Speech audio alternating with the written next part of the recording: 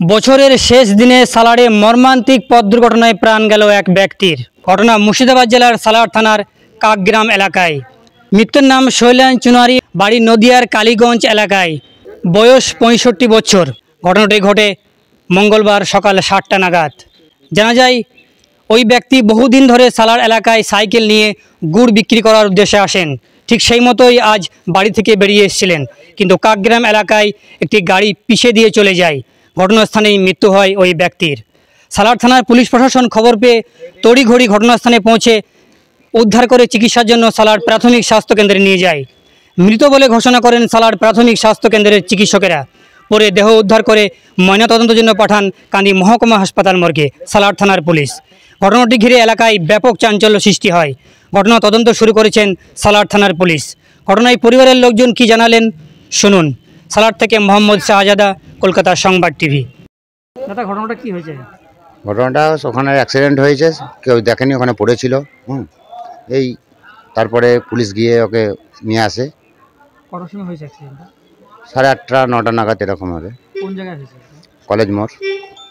আচ্ছা, তুমি কি করতেন? গুড়ের ব্যবসা করতো, খুব গরিব মানুষ ছিল। বেরিয়েছিলেন? হ্যাঁ, ব্যবসা করতে পেরেছিলাম। আমিও গুড়ের ব্যবসা করি, একসঙ্গে থাকতাম। ব্যবসা করতেন? হ্যাঁ। কোন জায়গায় থাকতেন আপনারা? কালীগঞ্জ মোকামপাড়া।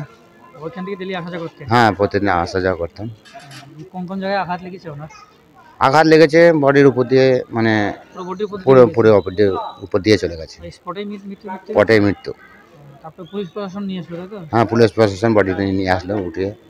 কি চাইছেন আপনারা? এখন চাচ্ছি গরিব মানুষ যাতে একটু সহযোগিতা হয়, কিছু মানে আর্থিক অবস্থা ভালো না, ওদের যদি কিছু পাই, এটাই চাচ্ছি আমরা। মারা গেল ব্যক্তির নাম কি?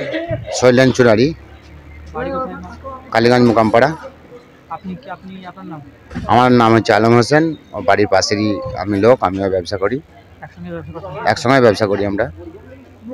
কাকগ্রামে হয়েছে, কোন গাড়িতে হয়েছে জানি না।